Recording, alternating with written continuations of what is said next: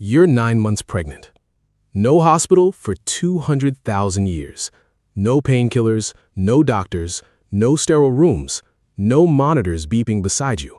Just you, your tribe, and the most dangerous moment of your life. What happened next is why half of human history is missing, because for 300,000 years, women have been doing something that seems biologically impossible. Giving birth without a single tool we consider essential today. No epidurals, no surgical lights, no gloved hands trained in medical schools. And yet, the human species survived.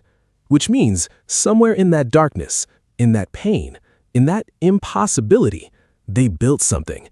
Something so precise, so carefully constructed over hundreds of thousands of years that modern medicine is only now beginning to understand what was lost.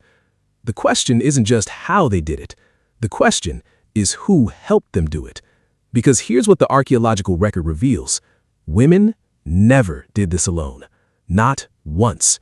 In the entire history of our species. Birth was never a private event. It was a community's most serious responsibility.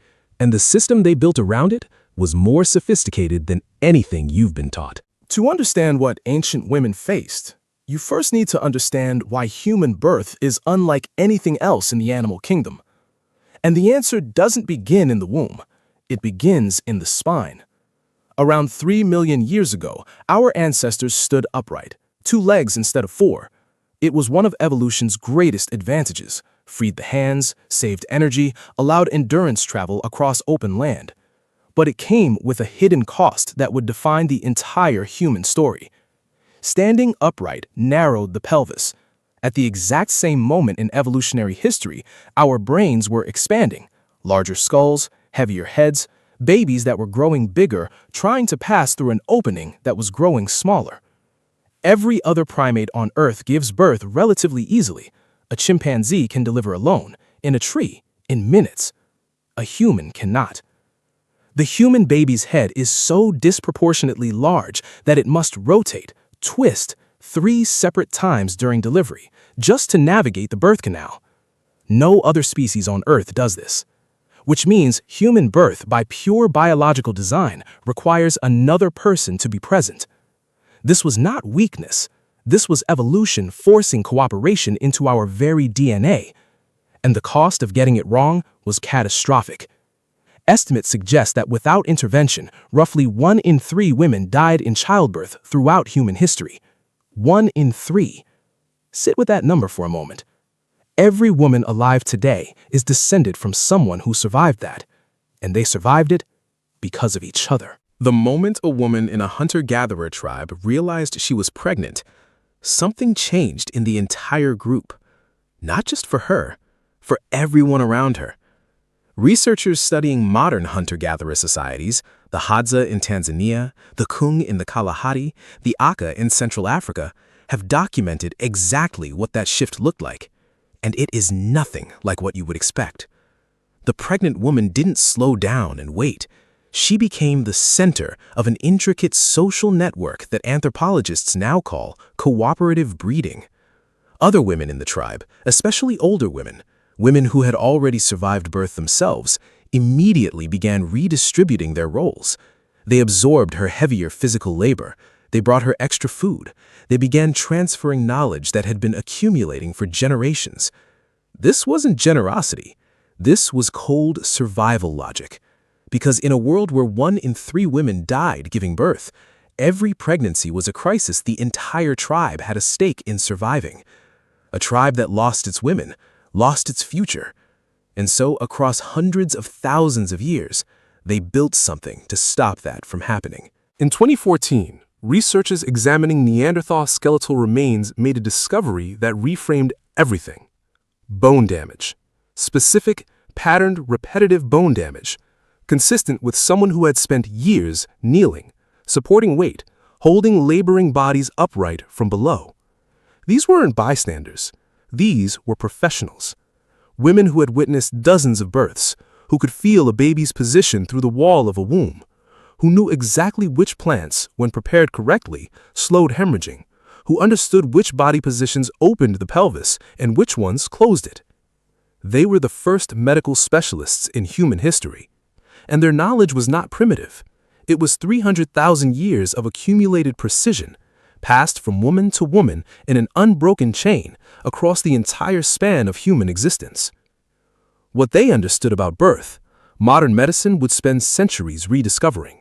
Some of it we are still catching up to. When labor began, the tribe did not panic. They had been preparing for weeks. A location had already been selected, not random, deliberately chosen, away from the main camp, but close enough for safety. Somewhere with soft ground, access to water, natural windbreak. Archaeological sites across Africa and Europe have revealed these places. Small clearings with dense concentrations of tools, burned plant remains, evidence of fire built and maintained for extended periods. These were not accidents of geography. These were designated spaces, sacred in function if not in name. And when labor began, 3, sometimes 5 women surrounded her, each with a role so specific it bordered on surgical. One midwife managed the delivery, hands moving constantly, monitoring the baby's position, tracking progress by touch alone in flickering firelight. One supported the woman's body entirely, absorbing her weight as she squatted, kneeled, or stood, because the laboring woman needed to move freely, needed gravity as an ally. One prepared, warm water, medicinal plants ground and ready, stone tools cleaned and waiting.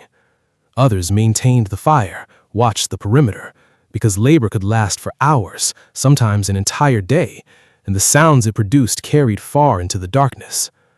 And the woman almost never lay on her back. That position, the default of every modern delivery room, was not ancient practice.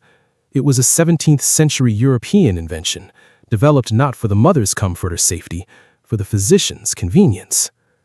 Ancient women squatted, stood, kneeled forward, used their bodies the way bodies were designed to function during birth, working with gravity, not against it. Modern research, published across dozens of peer-reviewed studies, now confirms what these women understood intuitively. Upright positions reduce labor time, reduce tearing, reduce the need for intervention.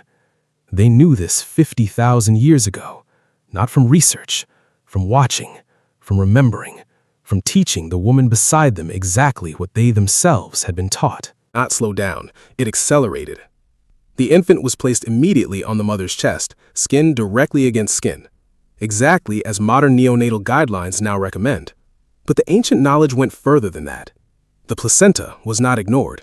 It was carefully, methodically examined because experienced midwives had learned across generations that a placenta that did not fully deliver could kill a mother silently within hours from internal hemorrhage.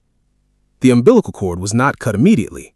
They waited, watched it, felt it, let it pulse until it stopped, allowing the remaining blood, rich with iron and stem cells, to transfer completely into the newborn's body. Modern medicine formally identified this practice in the 1990s. They called it delayed cord clamping. Published studies, ran clinical trials, announced it as a significant advancement in neonatal care. Ancient midwives had been doing it for 50,000 years. And when things went wrong, when the baby turned breech inside the womb, when the cord wrapped around a neck, when bleeding wouldn't slow, these women did not freeze. They had procedures.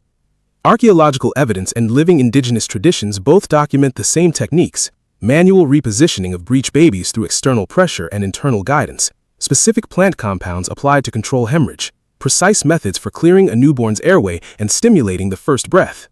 This was not instinct. This was medicine. Practiced without laboratories, without anatomy textbooks, without anything we would recognize as a medical institution. Refined through something far older and far less forgiving.